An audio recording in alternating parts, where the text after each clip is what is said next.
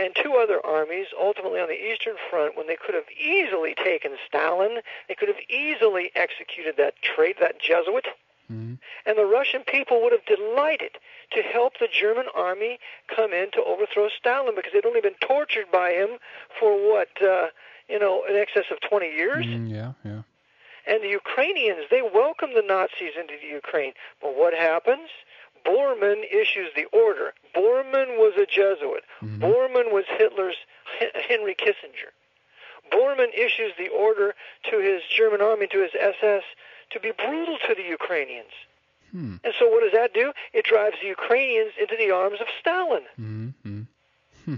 So it was obviously done to kill certain populations. And so the Protestant Prussian armies, which primarily were the armies in the East, they're all sacrificed. Yeah, exactly. And deliberately massacred, betrayed by Hitler. And Reinhard Gehlen, who was also a Roman Catholic, he was the one in charge of all the intelligence in the East, and he later was given one of the highest award that the Knights of Malta could give.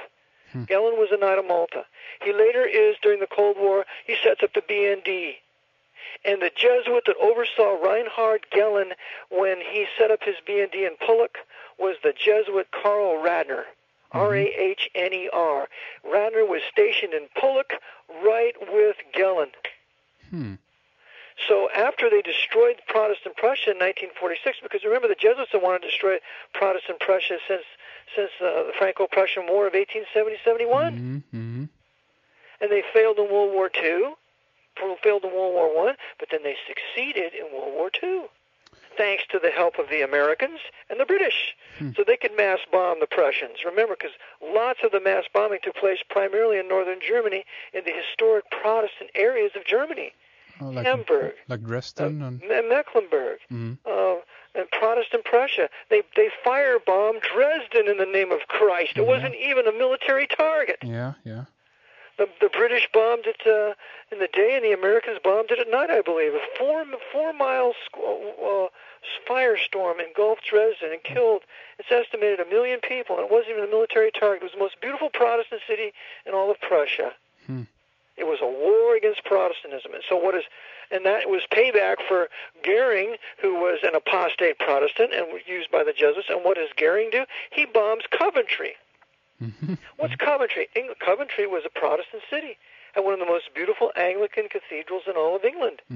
They firebombed, they bombed it to smithereens. So they bombed Protestant Coventry, they bombed Protestant Dresden. So they carried out the destruction of the Reformation using both armies pretending to fight against one another.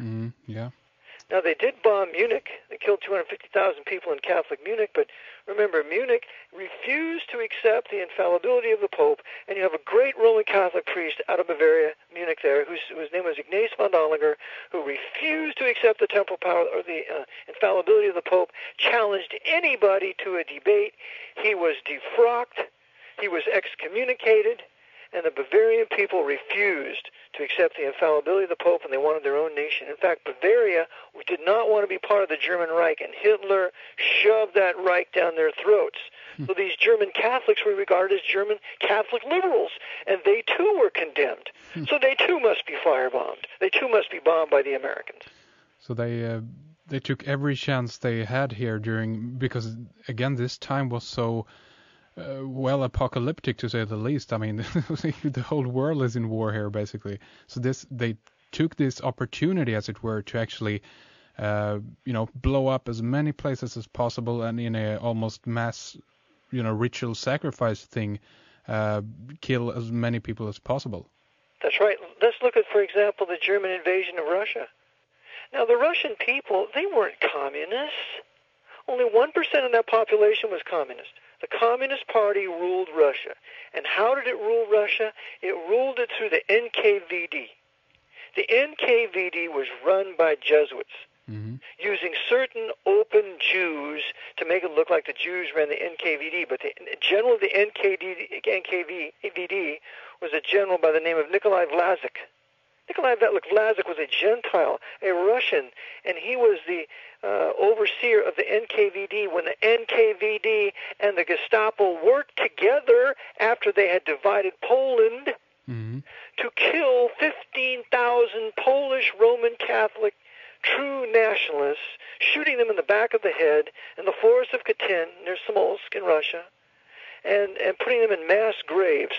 I show in my book that the Gestapo and the NKVD worked together. The Gestapo was under Jesuit Hitler. The NKVD was under Jesuit Beria or Jesuit of Vlasic.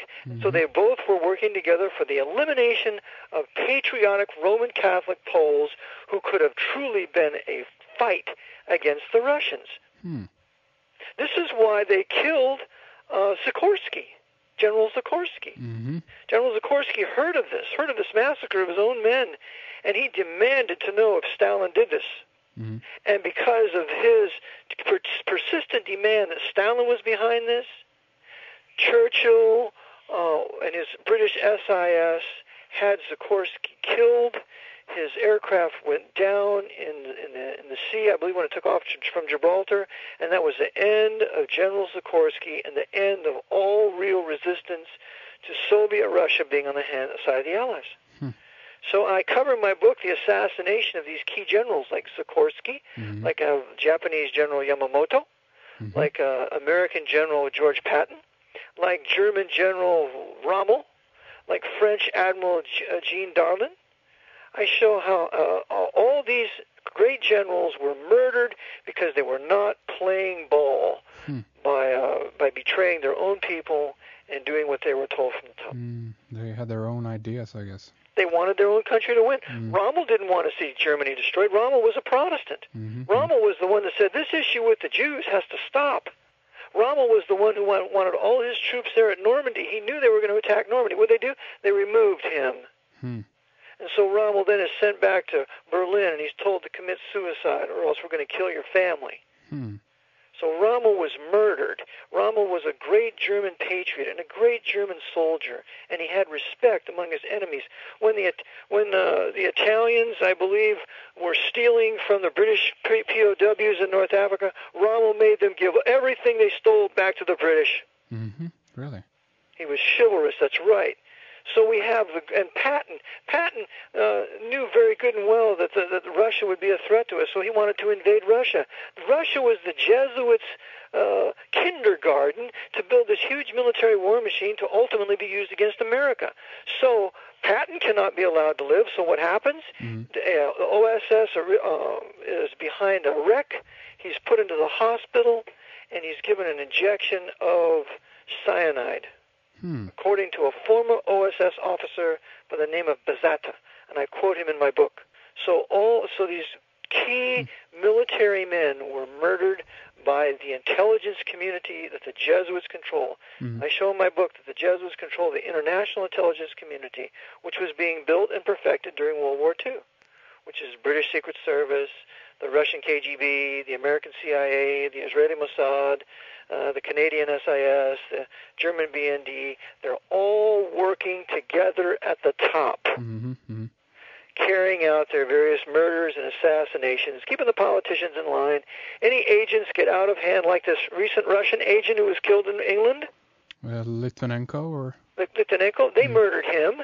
The British SIS killed him in conjunction with the FSB, the Soviet FSB. So they're all working together to neutralize anybody that can bring evidence against them. Beyond the fact that we can, so to speak, see what the fruits of their labor or work actually is, and we can ourselves connect the dots with where this actually is going. But my question is there any clear, evidence, for those who want to read about this, that the CIA in that regard, or that the KGB or that the Mossad actually are working at top levels? Is there documentation? I have it in my book. Yeah. I have it in my book. I show you, for example, the collusion between the OSS, the NKVD, and British MI6 during World War II. Now, at the end of World War II, even after Potsdam, then all of a sudden in 1946, ipso facto, there's a Cold War. All of a sudden, Russia becomes a huge enemy of the West.